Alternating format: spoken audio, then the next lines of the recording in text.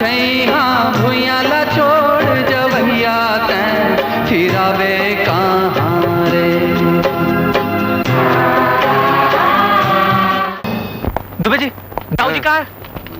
दाऊ जी तो भोपाल के हैं। मोला अब भी ओकर से बात करना है, बहुत जरूरी काम है मोला ओकर से। तो अभी कैसे बात करवे भाई, अभी तो वो ट्रेन में है। कल ओकर फोन आई तब मैं बात करा दूं तोर से। अरे क्या करो मैं। हाँ अरे बेटा वहाँ पड़ा था माँ। नियत रहा बेटा, इंटरव्यू देवल जाथस बेटा। हाँ माँ, ये मेरा आखिरी इंटरव्यू है।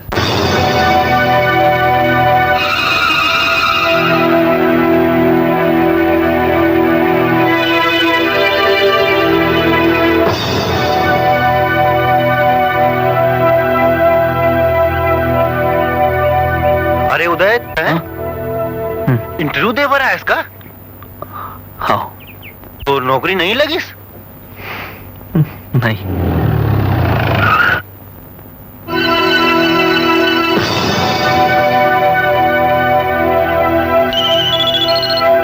हेलो दाऊ जी, अरे कतक खोजो भाई मैं बोला है? हाँ दुबे जी सब बता देना। मैं कुछ नहीं जाना, मोर काम होना चाहिए। मैं कुछ नहीं जाना हूँ। हाँ हाँ जाता हूँ, अंदर जाता हूँ, भीतर जाता हूँ, जाता हूँ। तो बात करा था मैं। तुम अंदर कैसे आ गए? गुप्ता कौन है? जबरदस्ती। अबे गुप्ता कौन है? ये अरे प्लीज आप बाहर जाइए। ले बात कर। ये बात नहीं कर रहे थे। ले बात कर। हेलो दाऊ जी, आप तुम बाहर जाओ प्लीज, आप भी बाहर जाइए।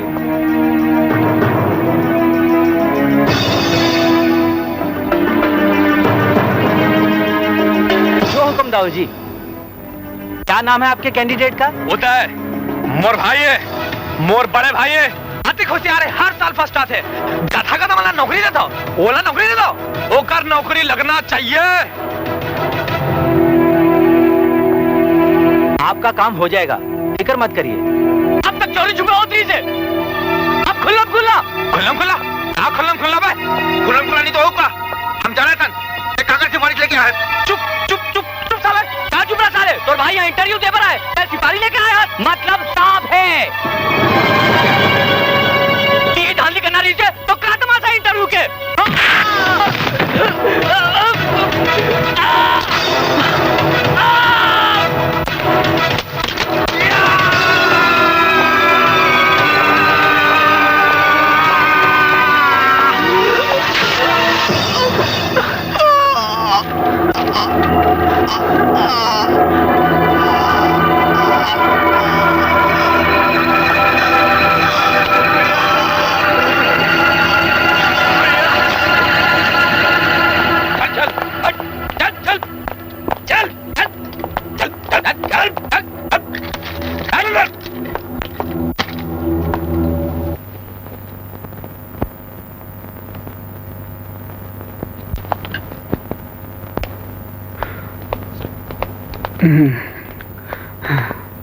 Don't worry, everything is all right, normal, कोई गड़बड़ नहीं।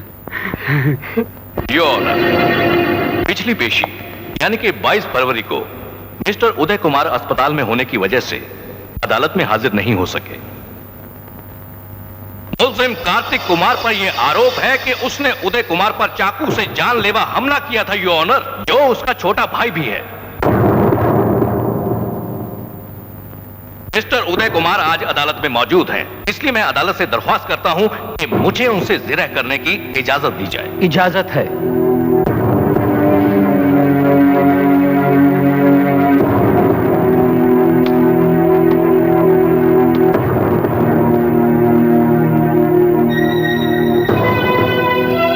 मैं गीता पे हाथ रखकर कसम खाता हूं, जो कुछ कहूंगा सच कहूंगा, सच के सिवा कुछ नहीं कहूंगा। इस चाकू को पहचानते हैं? जी हाँ। इसी चाकू से मुल्जिम ने आप पर कातिलाना हमला किया था। हमला नहीं किया था जज साहब, वो तो इमरान को बचाने के लिए मैं बीच में आ गया तो मुझे चाकू लग गया। यानी आप मानते हैं कि मुल्जिम कार्तिक कुमार इमरान का कत्ल कर देना चाहता था, उसे जान से मार देना चाहता था। वकील साहब, बोलिए बोलिए बोलिए, जवाब दीजिए मिस्टर उदय कुमार, आप बोलते क्यों नहीं? वकील साहब, मेरे भाई ने चाकू तब निकाला जब उसने देखा कि इमरान ने उसे मारने के लिए गमला उठा लिया है। यह हमला उसने सिर्फ अपने बचाव के लिए किया। अपने बचाव के लिए तो इमरान ने गमला उठाया था। क्या ये सच नहीं है कि आपके भाई ने झगड़े की शुरुआत की थी? वकील साहब, मारपीट के लिए इमरान ने उकसाया था। कैसे उकसाया था? उसने मेरे भाई पर आरोप लगाया कि उसने मेरी नौकरी। हाँ बोलिए बोलिए, क्या किया था आपके भाई ने नौकरी के लिए? सिफारिश की थी, राइट? हाँ राइट। तो क्या गलत किया था जज साहब? मेरा भाई दुनिया में कोई पहला आदमी नहीं है जिसने किसी के लिए सिफारिश की हो, और आज तक दुनिया में ऐसा कौन सा आदमी है जिसका कोई भी काम बिना सिफारिश के हुआ हो? हर जगह सिफारिश चाहिए। स्कूल में बच्चे के एडमिशन के लिए सिफारिश चाहिए, कॉलेज में एडमिशन के लिए सिफारिश चाहिए, पढ़ाई के लिए, पढ़ाई के बाद नौकरी के लिए सिफारिश चाहिए, नौकरी के बाद प्रमोशन के लिए सिफारिश चाहिए, रिटायरमेंट के बाद पेंशन के लिए सिफारिश चाहिए, और तो और अस्पताल में बच्चे पैदा करने के लिए सिफारिश चाहिए, मुर्दों को मुर्दा घर में जलाने के लिए सिफारिश चाहिए, जन्म से लेकर मरण तक सिफारिश ही सिफारिश चाहिए जनाब।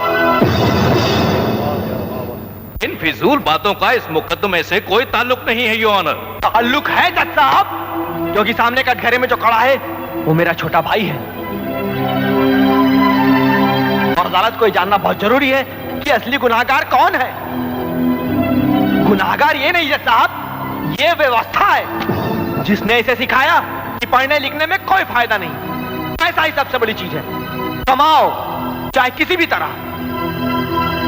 और मैं अपने आदर्शों की गठरी बांधे घूमता रहा जज साहब कि सिर्फ अपनी योग्यता के बल पर मैं बहुत बड़ा साहब बन जाऊंगा, लेकिन इस व्यवस्था ने जज साहब मुझे साहब तो क्या, चपरासी के लायक भी नहीं समझा।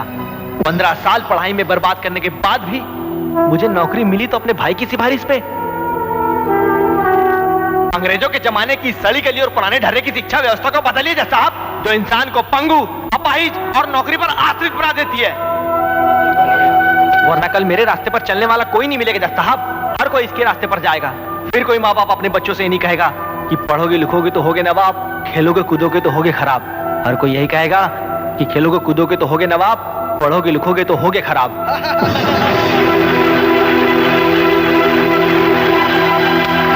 Order order. आप मिस्टर उदय कुमार से कुछ पूछना चाहते हैं? No thank you your honour. Mister Kartik Kumar, आप अपनी सफाई में कुछ कहना चाहते हैं? नहीं जज साहब, मोर हाथ ले मोर भाई चाकू लगे है, जब बड़े से बड़े सजा आप मोला दो बोला सब मंजूर है। ये तो कृपा है भगवान के जिन मोर आज भाई जिया थे, ये तो दुनिया में कोनो मूर्ति का एक लायक नहीं रह जाते हो। सारे चश्मदीद गवाहों और मौजूदा सबूतों को मद्देनजर रखते हुए अदालत मुलजिम कार्तिक कुमार को धारा 307 के तहत हत्या के प्रयास में आरोपी करार देती है, लेकिन वाकये के हालात को ध्यान में रखते हुए यह अदालत मुजरिम कार्तिक कुमार से हमदर्दी भी रखती है। लिहाजा यह अदालत उसके गुनाहों को नजरअंदाज ना करते हुए 1 साल कैद बामुशक्कत की सजा सुनाती है। साथ ही यह अदालत शिक्षा विभाग से गुजारिश करती है कि मिस्टर उदय कुमार की बातों पर गौर करते हुए शिक्षा व्यवस्था में सुधार की दिशा में उचित कदम उठाएं।